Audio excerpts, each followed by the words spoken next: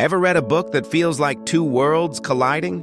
Let's dive into The River Between by Ngũgĩ wa Thiong'o. Picture this, two ridges in the heart of Kenya, Kameno and Makuyu. One ridge, Kameno, holds tight to ancient traditions and ancestral gods. The other, Makuyu, has welcomed Christian missionaries with their new schools and faith, and flowing between them, the River Honya. It's more than just water. It's the current of tension between old ways and new beliefs. We meet Wayaki, a boy born into the Kameno tribe with a heavy destiny.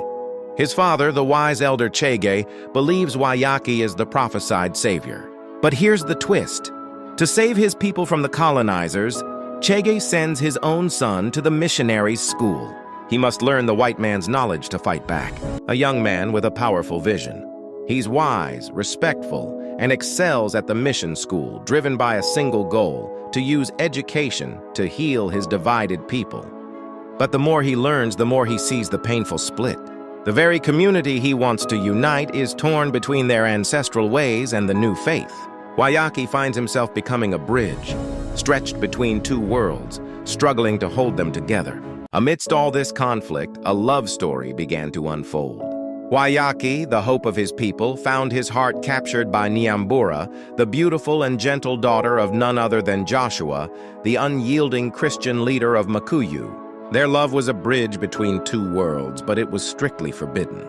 Joshua had already disowned his other daughter, Muthoni, for trying to embrace both her Christian faith and her Gikuyu traditions. How could he possibly accept a union between Nyambura and the very symbol of those traditions? Muthoni's story is a heartbreaker.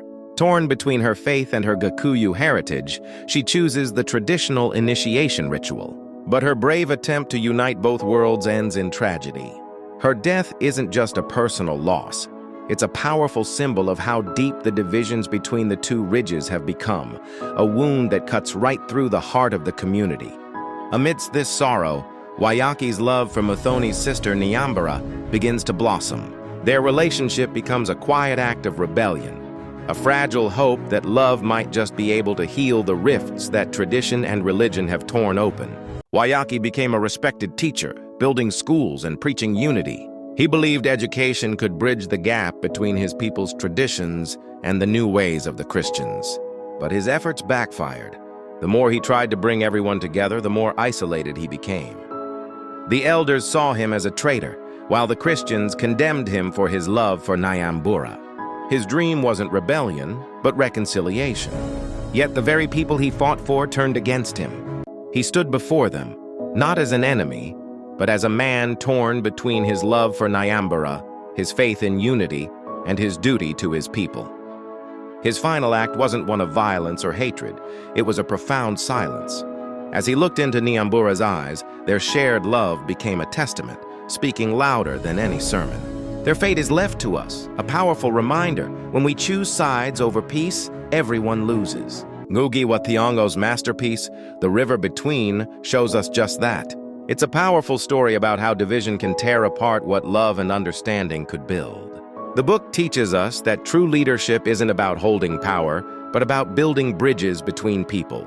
And perhaps most importantly, that knowledge without compassion is just another weapon. It's a timeless reminder for our world today. Don't forget to subscribe.